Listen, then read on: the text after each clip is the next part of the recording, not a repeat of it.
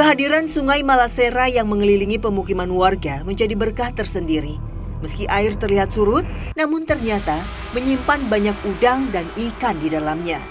Sungai yang memiliki panjang lebih dari 20 km ini menjadi tempat warga dusun Malasera menggantungkan hasil pencarian mereka sebagai lauk untuk dimakan sehari-hari.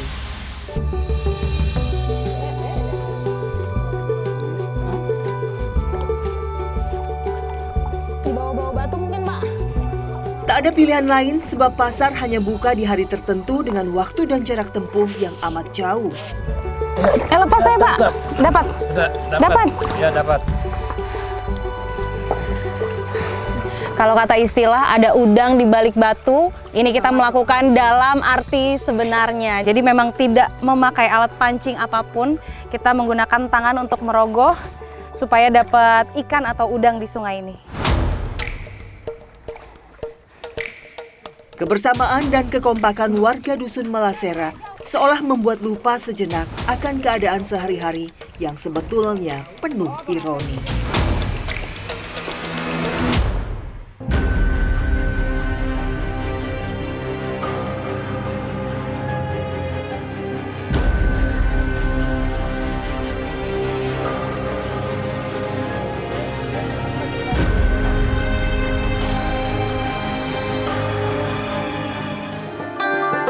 Hasil tangkapan hari ini ternyata lebih dari yang diperkirakan. Usai dibawa ke dapur, saatnya mempersiapkan bahan-bahan sederhana untuk dimasak.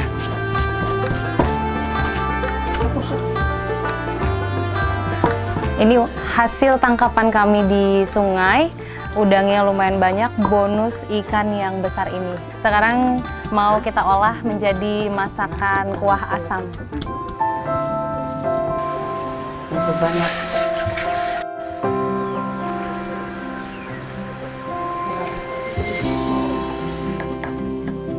Semua bahan yang biasa digunakan masak oleh ibu-ibu di sini merupakan segala hal yang ada di kebun atau hasil alam yang bisa diolah. Kondisi seperti ini sudah dianggap biasa karena memang warga Malasera terisolir dari dunia luar.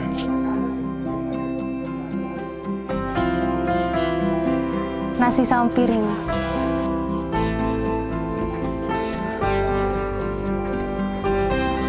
Sudah. Selamat makan. Mama ini biasa mengolah kuah asam seperti ini? Biasa. Ya, biasa. Mama kan pakai daun asam yang daun. Ada duri tuh, lebih enak nih. Kalau pasar jauh, bawang putih, bawang merah tidak ada, kan pakai daun-daun di hutan tuh. Bumbu. Ada, Ya. yang lengkap bumbunya. Kalau apa namanya, dapat udang dari sungai ini sering, Mama? Sering. Nah, emang kenapa kalau masalahnya, maksudnya kalau beli lauk lain atau apa, kenapa? Kalau kami uang tidak ada, kami pergi cari di kali. Cari di kali saja. Udang, kepiting, belut, ikan. Cari sendiri. 1-2 ekor pulang, masak untuk lauk. Kami manfaatkan. Makan itu apa adanya. Kalau tidak dapat udang apa segala macam, kami daun ubi, daun pepaya. Pokoknya ada daun-daun di hutan yang makan, kami makan.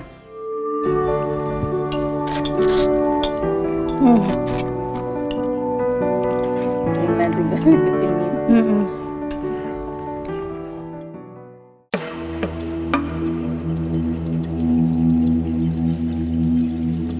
Pendidikan menjadi salah satu aspek penting yang menentukan masa depan bangsa.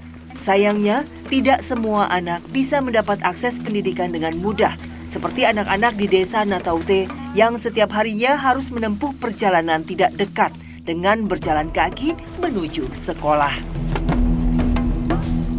SDK Malasera menjadi satu-satunya sekolah dasar di wilayah Nataute. Namun, 25% siswa berasal dari desa tetangga yang berada di Kabupaten Ende.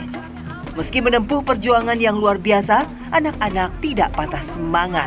Satu-satunya infrastruktur jembatan yang ada untuk menuju ke desa Nataute ini dianggarkan oleh Kabupaten Ende. Artinya jembatan ini milik kabupaten tetangga, bukan Kabupaten Nanggekeon. Inilah fasilitas yang digunakan untuk anak-anak menuju ke sekolah. Yuk, hati-hati. Setiap hari, Afin dan teman-temannya harus berangkat lebih awal karena jaraknya yang paling jauh dari sekolah. Di usianya yang amat dini, Afin mengerti bahwa seberat apapun rintangan yang ia hadapi menuju sekolah bukanlah halangan agar tetap bisa menimba ilmu. Ini Afin kayak gini setiap hari? Iya. Setiap hari? Iya. Jalan kaki ke sekolah? Iya. Itu apa sih yang Afin rasain? Capek, lelah. Itu memang kalau jalan kaki kira-kira berapa jauh Kak dari rumah? 2 kilometer. Kakak boleh nggak tahu ceritanya Afin kalau ke sekolah itu gimana setiap harinya? Setiap hari kami berangkat sekolah jam 6 pagi dan sampai sekolah jam 7. Habis itu kami serbang sungai dengan itu jalan kaki dari sana jauh. Tapi kalau sekarang jembatannya kira-kira gimana menurut Alvin? Bahaya nggak? Karena kan ini jembatan gantung, jembatan kayu ya. Iya. Kalau dilewatin bareng teman-teman kadang suka bercanda-bercanda, jembatannya jadi bergoyang. Itu gimana menurut Alvin? Menurut saya kalau bisa buat itu jembatan yang baru yang bisa membuat roda 4. Itu kalau lagi hari hujan atau apa itu gimana kalau berangkat ke sekolah? Kami tidak karena banjir, karena diluapi air. Jadi kalau hujan nggak sekolah? Tidak. Tidak. Iya. Tapi guru-guru di sekolah tahu? Tahu. Tahu karena kebanjiran? Iya. Bisa minta itu motor jemput.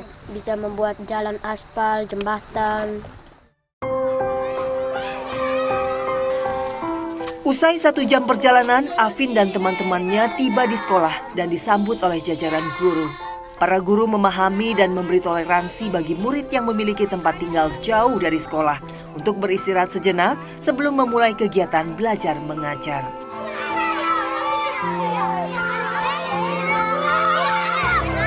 Seperti inilah kondisi di SDK Malasera. Setiap harinya anak-anak tetap dipenuhi dengan keceriaan dan juga semangat yang tinggi walaupun harus menempuh jarak yang jauh untuk menuju ke sekolah mereka.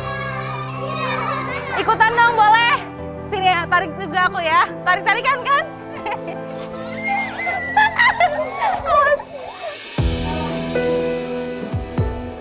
Sungguh semangat yang patut dibanggakan dari anak-anak di pelosok negeri. Meski dihadapkan dengan segala keterbatasan, tetapi mereka malah menunjukkan sikap pantang menyerah dalam mengemban pendidikan. Sebab sejatinya pendidikan merupakan hak anak-anak sebagai generasi penerus bangsa ini.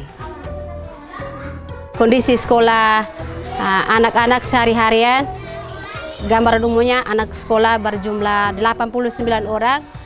Dari 89 orang, 75% itu siswa berada di luar Kabupaten Nagekeo. Yang 75 itu dari Kabupaten Ende, sedangkan 25% dari Kabupaten Nagekeo. Biasanya mereka start dari rumah jam 5:30, tiba di sekolah jam 6:30. Kita proses KBM di dalam kelas jam 7.30, sedangkan selama 30 menit mereka istirahat dulu.